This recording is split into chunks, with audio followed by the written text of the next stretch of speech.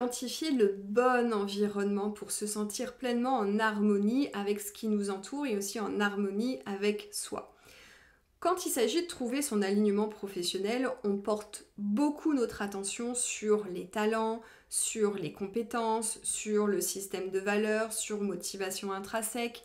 Mais en fait, il y a un élément clé dont on parle peu et que je voudrais porter à ta connaissance, c'est l'environnement.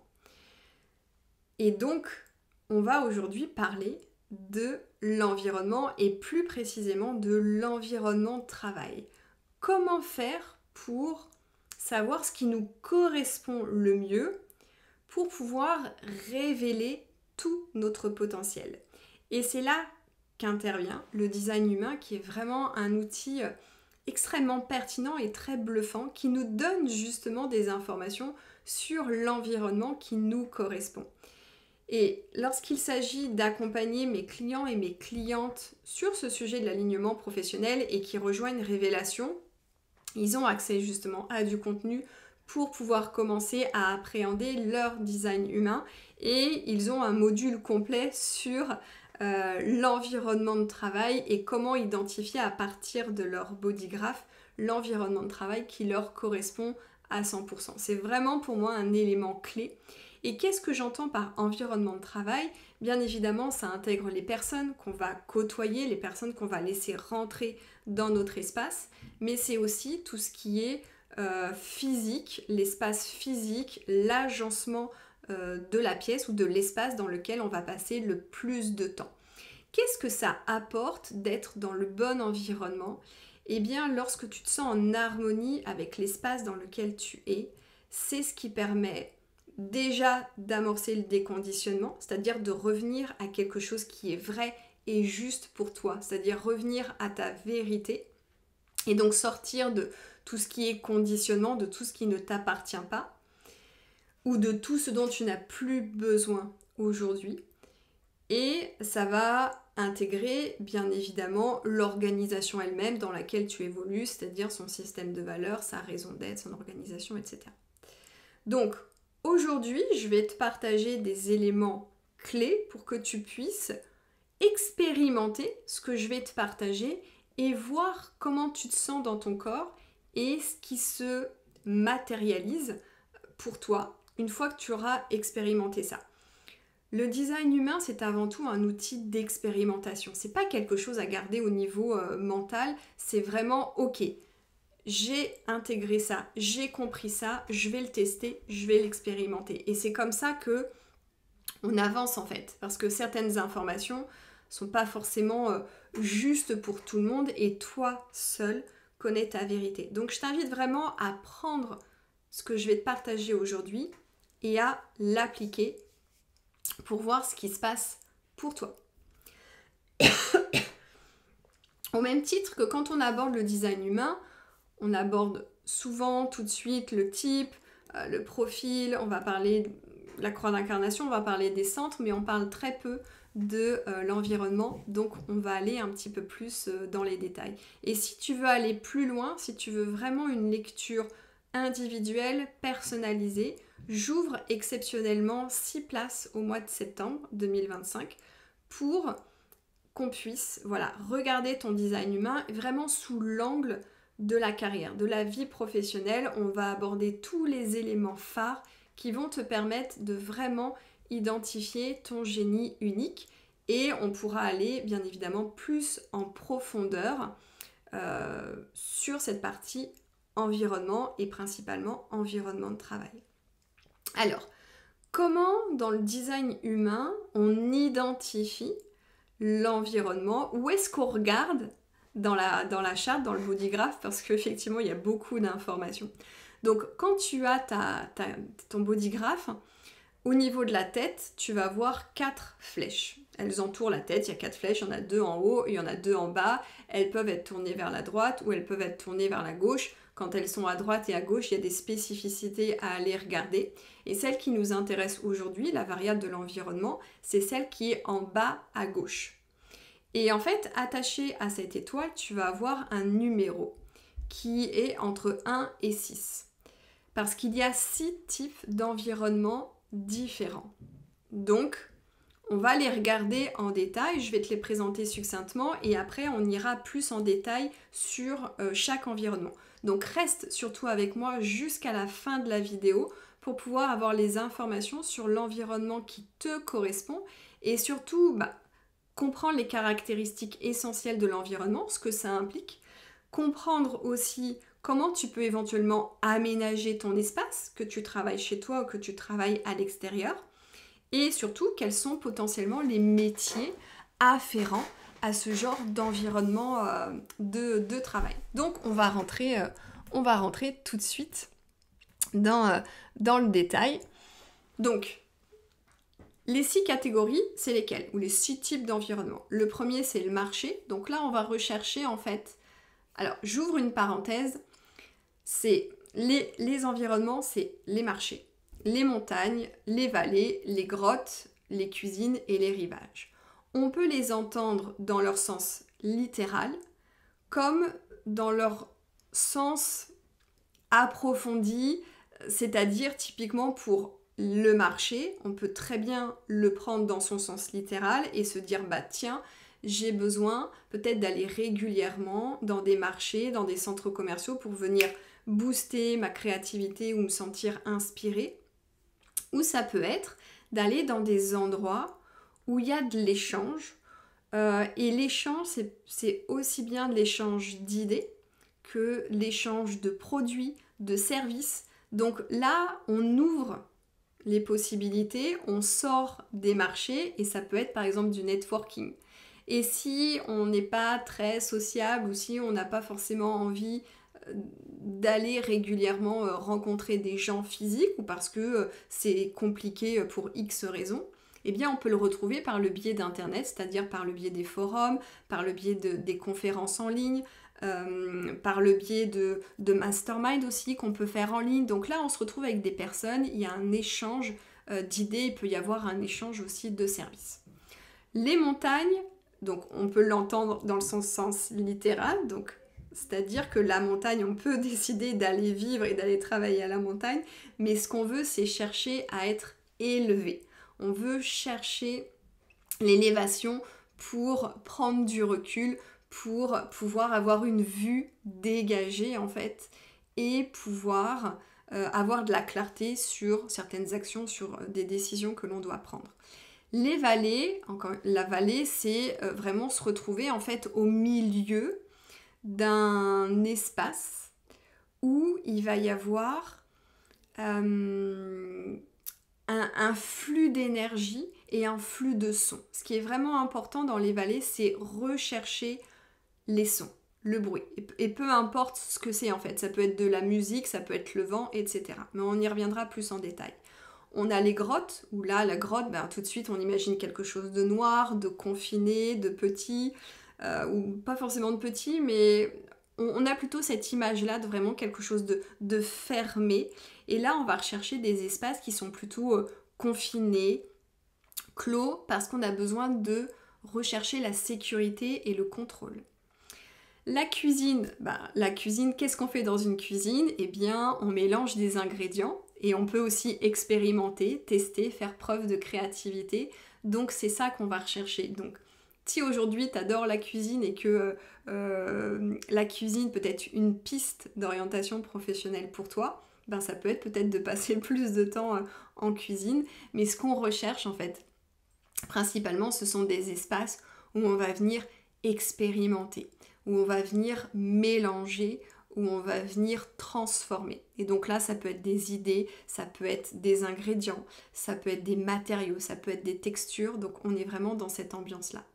Et ensuite, le dernier environnement, c'est les rivages. Donc là, on cherche un contraste, on cherche une dualité entre deux lieux, entre deux sortes d'environnements. Donc on peut très bien décider d'aller travailler ou même de vivre au bord de la mer, au bord d'un lac, au bord d'une rivière, parce qu'on va rechercher en fait deux environnements distincts, c'est-à-dire là pour le coup on va avoir l'eau et la terre. Ce qui est intéressant avec la mer, ou du moins l'océan, c'est qu'il y a les vagues. Et donc là on va chercher le mouvement. Donc le rivage, ses caractéristiques, c'est vraiment le contraste, Et c'est chercher un équilibre. Et on va voir ça plus en détail après. Donc, l'intérêt d'être dans le bon environnement, ou du moins d'aménager son espace de travail conformément à ce qui est aligné avec sa vérité, c'est que l'on peut naturellement se sentir plus en phase avec son autorité. Pour rappel, dans le design humain, l'autorité, c'est le processus qui t'aide à prendre une décision. Et on a tous une autorité qui nous est propre. Et c'est là-dessus qu'on doit prendre des décisions, qu'on doit s'appuyer pour prendre des décisions. Et donc de répondre de façon plus authentique aux obstacles ou aux défis de la vie. Pour des personnes qui ont un centre G non défini, c'est-à-dire blanc, c'est-à-dire non coloré dans leur design humain, je ne parle pas des portes, je parle vraiment du centre. S'il n'est pas coloré, c'est-à-dire qu'il n'est pas défini, ou ouvert, bref, je ne vais pas rentrer dans la complexité, l'environnement, il est crucial. Il est vraiment, vraiment crucial pour ces personnes-là. Et pour celles qui ont un centre G qui est défini, s'il est en mauvaise santé, l'environnement va aussi aider à vraiment faire ce travail d'alignement. Alors, je vais maintenant rentrer dans les détails de chaque environnement. Alors, le marché, comme je te le disais tout à l'heure, l'environnement marché, ce sont des espaces où on va avoir des échanges, des transactions, de la variété, des interactions.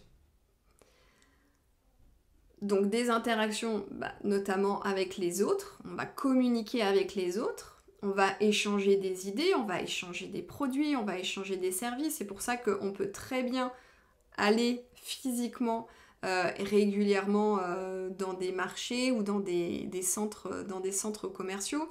Ça peut être d'aller dans un café aussi, parce que dans un café, on va avoir de l'interaction. On échange, bien évidemment, il va y avoir une transaction, je prends un café ou je prends un thé matcha, peu importe ce que tu as envie de prendre, et derrière il y a une transaction financière. Donc l'interaction, elle se fait soit par le biais de conversations informelles, soit par le biais de réseautage professionnel. Donc toutes les personnes qui ont cet environnement-là du marché, c'est aussi très pertinent de faire du réseautage. Qu'aujourd'hui tu sois en quête de trouver un nouveau job ou une nouvelle opportunité professionnelle ou que tu sois entrepreneur, c'est vraiment une belle piste à explorer parce que c'est vraiment des endroits où tu vas probablement créer des opportunités et c'est aussi des endroits où tu vas venir retrouver un dynamisme, de l'énergie et c'est ce qui va te permettre aussi de trouver de l'inspiration, de la créativité et de prendre des actions qui sont davantage alignées avec toi. L'objectif de tester ce genre d'environnement, c'est vraiment de se sentir, vraiment d'être à l'écoute de son corps. Ok, je viens d'expérimenter ce truc-là. Ok, je suis allée au marché. Ok, je suis allée faire du networking. Qu'est-ce qui sonne le plus juste pour moi?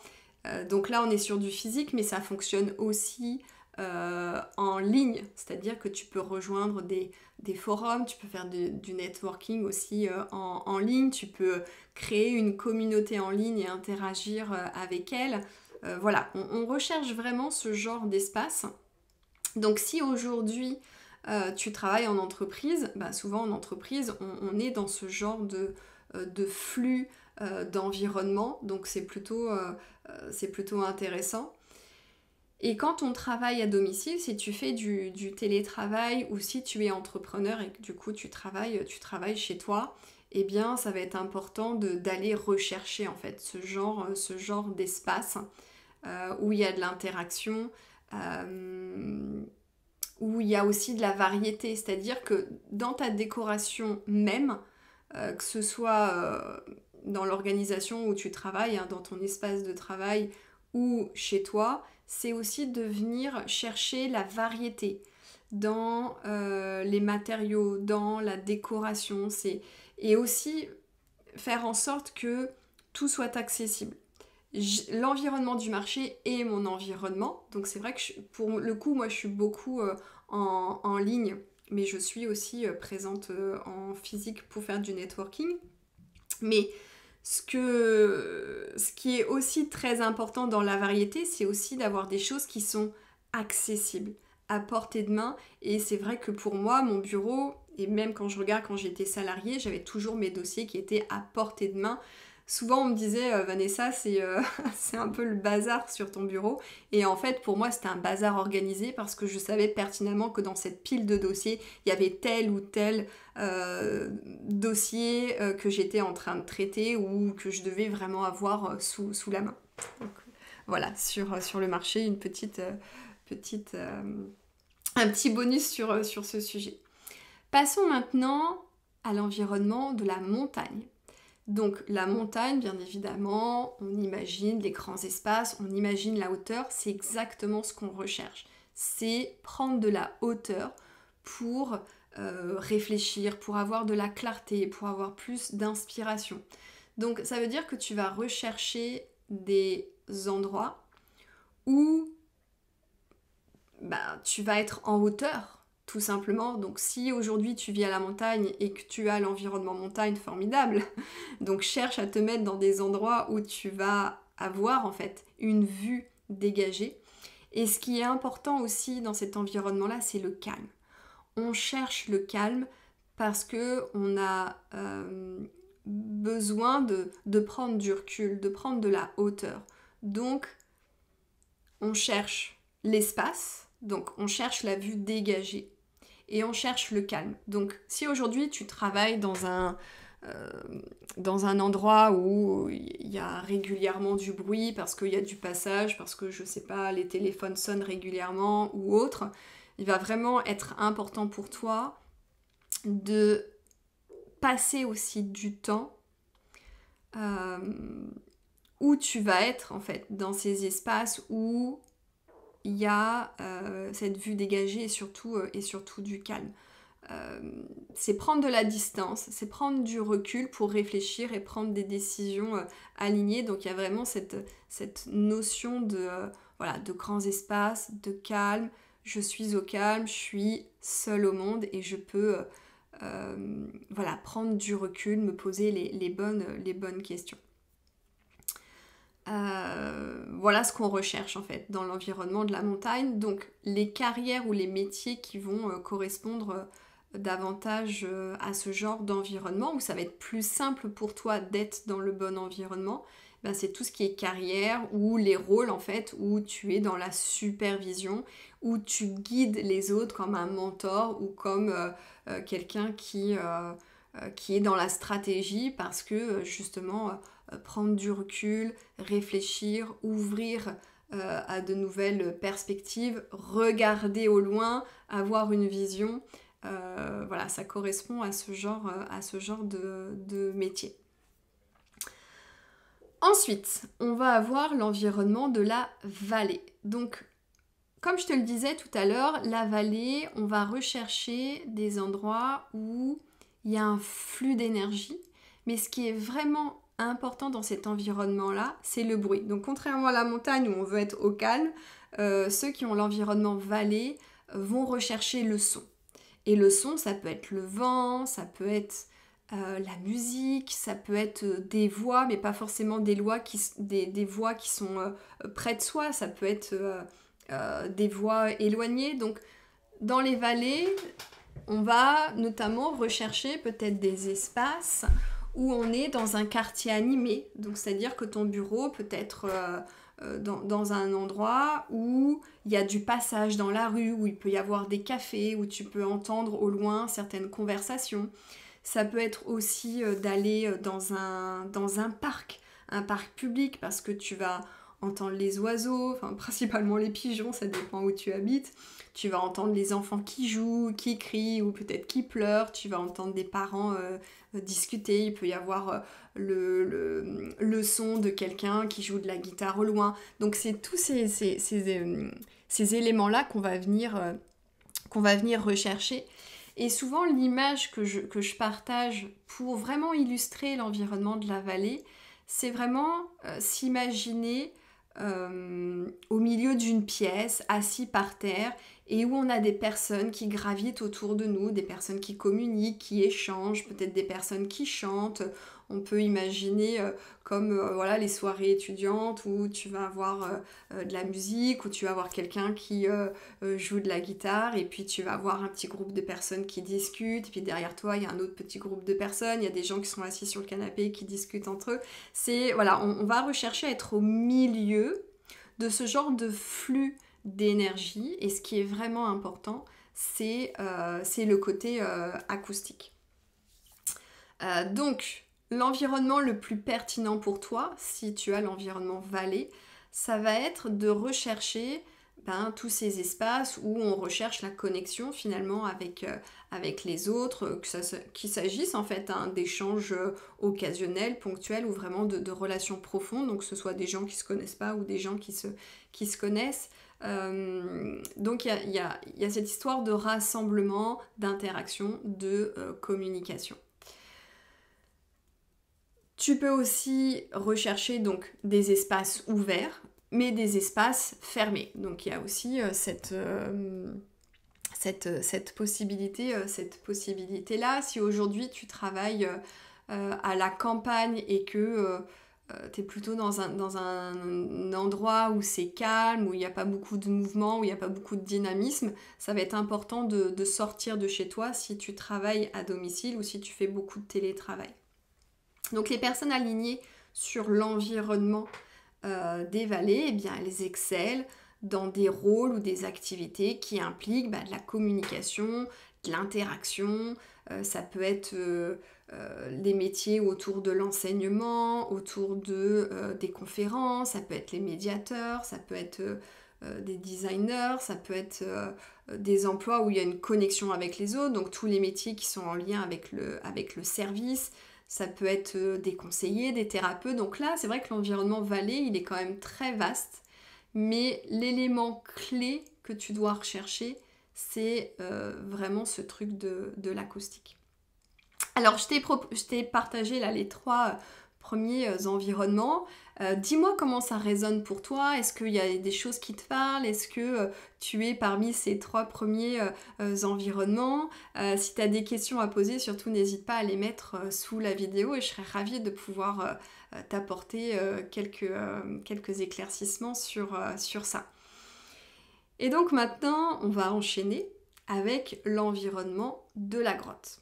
Donc l'environnement de la grotte, c'est vraiment ce qu'on recherche dans cet environnement-là, c'est vraiment ce sentiment de sécurité, de contrôle. Donc on va rechercher des espaces qui sont fermés, qui sont clos, qui sont éventuellement confinés. On va rechercher ce sentiment de sécurité, et dans ce truc de contrôle, c'est vraiment contrôler aussi ce qui se passe, et ce qui entre et ce qui potentiellement sort. Parce que dans ces endroits-là, c'est ce qui va nous permettre en fait d'avoir ce sentiment d'ancrage et de protection, qui vont nous permettre en fait, finalement, à partir du moment où on se sent sécure, on est plus relaxé, on est plus dans la détente, et c'est ce qui permet de lâcher la pression et encore une fois de laisser libre cours à notre inspiration, à notre créativité, d'être plus à l'écoute de notre intuition et donc de prendre des décisions alignées. Donc la grotte, elle est vraiment intrinsèquement privée et intime. Donc si aujourd'hui tu travailles dans une organisation où vous êtes plusieurs dans un bureau, ou si tu travailles en open space, ça va être compliqué pour toi. Donc ça va être d'aller rechercher autant que faire se peut dans ton quotidien à t'isoler dans des espaces clos pour pouvoir te poser peut-être de bonnes questions si tu as besoin de prendre une décision pour ton travail, ou si tu as besoin de réfléchir sur un problème. C'est pas en restant dans ton open space ou dans le bureau que tu partages avec 3 autres personnes que tu vas pouvoir vraiment toucher du doigt ta vérité. Il va vraiment falloir que tu ailles régulièrement dans un espace clos, confiné, petit, cocooning, où tu as vraiment le sentiment en fait d'être dans ta grotte. Vraiment c'est ça. Donc si aujourd'hui tu travailles à domicile ou que tu fais du télétravail et que tu n'as pas une pièce dédiée à ton activité, il va falloir faire preuve de créativité pour aménager un endroit où tu as vraiment l'impression que c'est clos. Donc tu peux jouer avec des paravents, tu peux jouer avec les rideaux. Voilà, c'est essayer de réfléchir et de voir comment tu peux créer cet espace avec des cloisons. Ou, à une époque, quand j'étais étudiante et après quand j'ai fait mon début de carrière professionnelle, j'avais acheté une espèce d'étagère en forme d'escalier pour faire justement une session entre deux espaces. Donc ça peut être ça. Donc voilà, fais preuve de créativité, mais ce qui est vraiment important, c'est que tu as besoin de te sentir en sécurité et d'être au contrôle de ce qui entre et de ce qui sort. Donc à toi de voir comment tu peux créer cet espace. Donc bien évidemment, d'un point de vue métier, ça va être beaucoup plus facile pour toutes les personnes qui sont indépendantes ou qui ont un métier où elles ont un bureau en fait, où elles sont seules. Donc ça peut être un bureau ou un cabinet, hein. Donc je pense notamment aux thérapeutes, aux conseillers, aux consultants. Ça peut être toute personne qui travaille dans le domaine des services, mais qui a vraiment un bureau qui est dédié. Par contre, ce qui est plus difficile en entreprise, c'est qu'on n'est pas forcément au contrôle des personnes qui entrent dans notre espace. Donc c'est là où il va falloir être beaucoup plus vigilant et vigilante. Et je pense notamment aussi à tous les métiers en lien avec la sécurité. L'environnement suivant, la cuisine. Donc là, on va rechercher des espaces, des endroits où on va venir mélanger, transformer, préparer, expérimenter.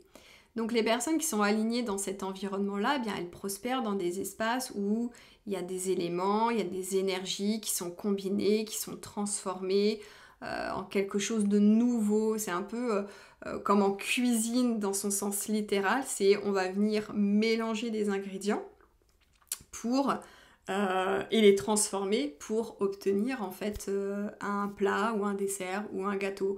Et parfois on va venir expérimenter, on va faire preuve de créativité. Donc c'est ça qu'on recherche. La cuisine, elle est dynamique, elle est expérimentale, elle est interactive. Donc c'est vraiment l'idéal pour des personnes qui sont beaucoup dans la créativité, qui aiment beaucoup expérimenter les choses. Ou les idées. Donc on va retrouver la cuisine, vraiment l'espace physique en fonction de tes centres d'intérêt, voire de ta passion. Et sinon, on va rechercher des espaces où on va faire du brainstorming, parce que là, on va venir échanger, mélanger nos idées et peut-être obtenir quelque chose de pertinent. Ça peut être des endroits plus liés aux artistes, où là on va venir mélanger des couleurs, des textures, on va venir mélanger des idées, des matériaux. Donc on est vraiment dans ce genre d'espace. Donc les métiers les plus afférents à ce genre d'environnement, c'est tout ce qui va toucher aux métiers créatifs, mais j'entends artistiques, hein, mais ça peut être ça peut être les gens qui sont dans la publicité, ça peut être vraiment l'artiste peintre, le sculpteur, ça peut être tous les gens qui travaillent en cuisine, bien évidemment. Ça peut être les entrepreneurs, ça peut être des gens qui innovent. Voilà, on va avoir tout ce genre de métiers. Si aujourd'hui tu es en entreprise et que tu n'es pas forcément dans ces métiers-là, il va falloir réfléchir sérieusement à une orientation où on va davantage mettre le focus sur la créativité. On cherche beaucoup l'interaction, la collaboration et l'expérimentation. Et parfois, même quand on est en entreprise et qu'on peut faire du brainstorming, qu'on peut faire des réunions d'équipe, souvent il va manquer le petit truc qui va nous faire basculer vraiment dans le bon environnement pour nous. C'est souvent ce que j'entends de la part de certaines de mes clientes qui me disent j'ai besoin de renouer avec ma créativité. Elles sentent que la créativité, c'est vraiment quelque chose qui manque dans leur métier parce que l'organisation en elle-même fait qu'il y a une sorte de veto où on ne leur permet pas d'exprimer pleinement leur créativité. Ensuite, le dernier environnement, c'est celui du rivage. Donc, encore une fois, on peut l'entendre d'un point de vue littéral. Donc, ça veut dire que si tu habites au bord de la mer ou au bord de l'océan, c'est formidable. A priori, tu es plutôt au bon endroit. Ça peut être recherché, sinon, les rivières, les lacs, les ruisseaux. On cherche vraiment le contraste entre deux lieux et on cherche aussi le mouvement. C'est ça qui est aussi important. Ça peut être, dans le contraste, ça peut être l'urbain et le rural, ça veut dire être à la limite entre la ville et la campagne. Voilà, ça peut être finalement tout lieu où il y a deux énergies distinctes qui se rencontrent. Donc ça peut être aussi typiquement être dans un parc en plein milieu d'une ville, par exemple. Donc les personnes qui ont cet environnement dans leur design humain, elles vont vraiment trouver de l'énergie, de la clarté, se sentir en harmonie et en alignement dans des lieux où on va trouver cet équilibre et le mouvement entre deux mondes. Ce qu'on cherche en fait dans ce genre d'environnement, c'est l'accès à différentes perspectives. Donc on peut aussi retrouver ce contraste, cette dualité, lorsqu'on est à l'intérieur et qu'on regarde par la fenêtre et que la fenêtre donne dehors. Là, on a le contraste entre le dedans et le dehors. Ça veut dire que si aujourd'hui tu es dans une organisation et que tu as ton bureau, que tu as la possibilité de l'agencer comme tu le désires, il serait pertinent de mettre ton bureau proche de la fenêtre pour que tu puisses à la fois avoir ton regard dedans, mais aussi dehors. Ce qu'on cherche, c'est vraiment à changer de perspective pour reconnecter à son inspiration, à sa créativité et pouvoir trouver des solutions à des problèmes et prendre des décisions qui sont alignées. Si tu es chez toi, fais en sorte de pouvoir travailler près d'une fenêtre où tu as la possibilité de regarder dehors et éventuellement au loin. Je pense aussi d'un point de vue décoration, je pense aussi à des endroits où peut-être aménager chez toi un endroit où il y a des espaces qui sont délimités.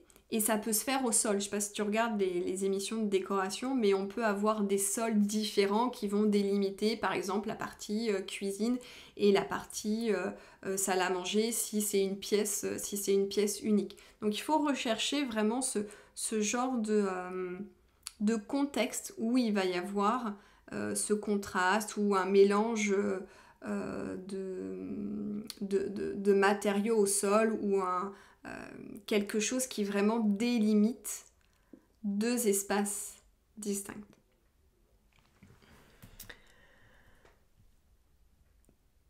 Comment on peut sinon aménager son espace quand on est salarié dans une organisation?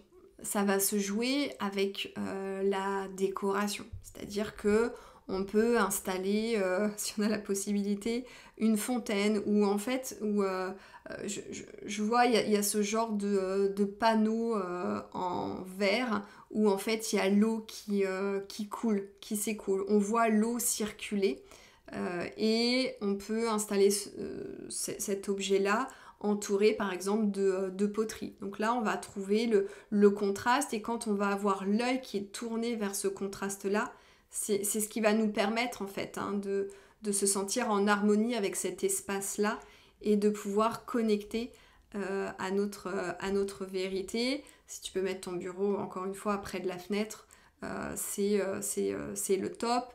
Et à domicile, je suis en train de penser, ça peut être aussi de pouvoir aménager un espace de travail dans une véranda. Si tu as ça à proximité. Ce qu'on cherche, c'est voilà, changer de perspective et donc avoir son regard qui peut changer de perspective parce qu'il a l'impression de changer d'environnement. Hein. C'est exactement ça. On s'ouvre à différentes perspectives parce que notre regard va regarder différents lieux. Moi, je regarde là parce que j'ai ma fenêtre et je vois qu'il pleut. Donc j'ai mon regard vers la verdure et la pluie. Et puis quand je regarde à l'intérieur, bah là j'ai une plante à nouveau, là j'ai ma lumière juste en face de moi.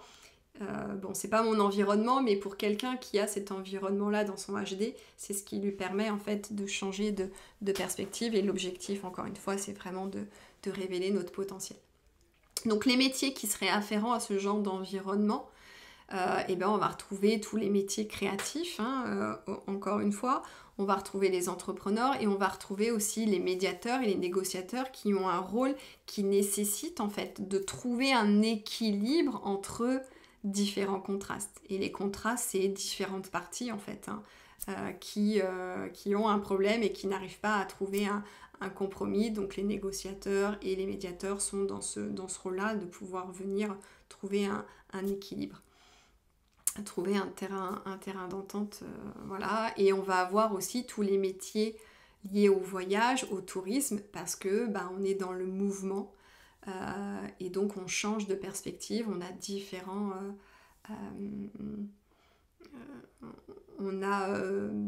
visuels en fait, hein, différents paysages, et c'est ce qui crée un contraste. Voilà ce que je voulais te partager sur l'environnement de travail à partir de la lecture de ton design humain. Donc tu vois, c'est très riche, mais on peut aller encore plus loin. Donc si tu veux aller plus loin, surtout, n'hésite pas à réserver une séance. J'ouvre 6 places pour le mois de septembre 2025. Si tu penses que cette vidéo peut être utile à d'autres personnes qui aujourd'hui sont en réflexion et cherchent vraiment à trouver leur juste place, à se sentir à leur juste place dans leur carrière, surtout n'hésite pas à la partager, à la liker, et si tu as des questions, je t'invite à les poser sous la vidéo et je serai ravie de pouvoir y répondre. On se retrouve très prochainement pour un nouvel épisode.